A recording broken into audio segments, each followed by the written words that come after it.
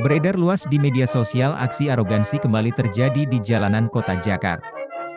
Adapun kejadian ini dilakukan oleh pengemudi mobil plat dinas dengan menyalakan lampu strobo.